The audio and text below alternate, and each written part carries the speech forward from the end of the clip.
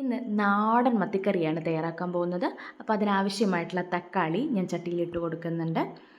അതിൽ മുങ്ങി നിൽക്കാൻ പാകത്തിന് കുറച്ച് വെള്ളം ഒഴിച്ച് കൊടുക്കുന്നുണ്ട്.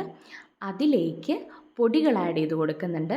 മുളക് പൊടി, മഞ്ഞൾപ്പൊടി ഇതെല്ലാം ആഡ് ചെയ്ത് കൊടുക്കുന്നുണ്ട്. മുളക് പൊടി ഞാൻ കുറച്ചാണ് ആഡ് ചെയ്യുന്നത്, കാരണം ഞാനിതിൽ കുറച്ചുകൂടെ കാന്താരി യൂസ് ചെയ്യുന്നുണ്ട്.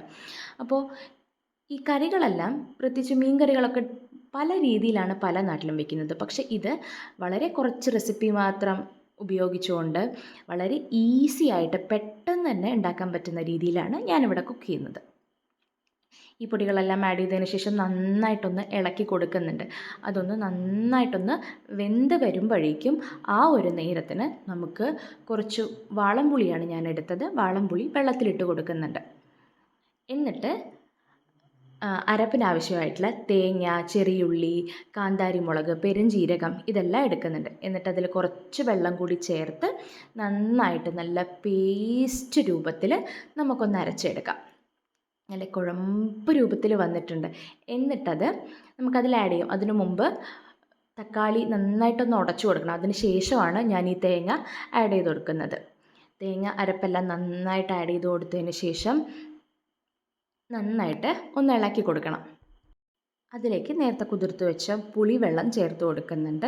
എന്നിട്ട് ഞാനതൊന്ന് നന്നായിട്ട് മിക്സ് ചെയ്തതിന് ശേഷം അതിലേക്ക് കുറച്ച് ഉപ്പിട്ട് കൊടുക്കുന്നു പാകത്തിന്.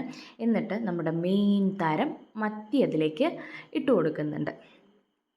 എന്നിട്ട് ഞാനത് നന്നായിട്ടൊന്ന് ഇളക്കി കൊടുക്കുന്നുണ്ട്. കാരണം വെന്തതിന് ശേഷം ഇളക്കുവാണെങ്കിൽ എന്ത് ചെയ്യും, അത് ആകെ ഉടഞ്ഞു പോവും. അപ്പോൾ ഞാൻ നന്നായിട്ടൊന്ന് ഇളക്കി കൊടുത്ത് അതൊന്ന് അടച്ച് വെക്കുന്നുണ്ട്. കുറച്ച് നേരം മതി, ഒരു 20 മിനിറ്റ് പോലും വേണ്ട അതാവാൻ വേണ്ടിയിട്ട്. അപ്പോൾ അതിന് ശേഷം ചട്ടി തുറന്ന് നോക്കുമ്പോൾ എന്താ നന്നായി വെന്ത് വന്നിട്ടുണ്ട്. അതിലേക്ക് നമുക്ക് നല്ല കരിവേപ്പില ആഡ് ചെയ്ത് കൊടുക്കാം. അതിനുശേഷം നമ്മുടെ നല്ല നാടൻ വെളിച്ചെണ്ണ അതിൻ്റെ മേലെ കൂടെ മെല്ലെ ഒന്ന് തൂവിക്കൊടുക്കാം. എന്നിട്ട് അതൊന്ന് അടച്ച് വെച്ച് കഴിയുമ്പോഴേക്കും തന്നെ നമ്മളുടെ നാടൻ മീൻകറി റെഡി.